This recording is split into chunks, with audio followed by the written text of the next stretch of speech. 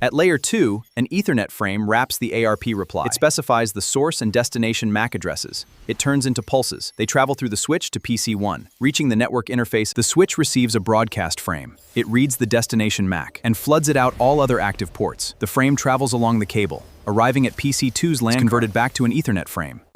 Inside PC1, the frame is received. Layer 2 verifies the destination 1 updates its ARP table with PC2's MAC. It is now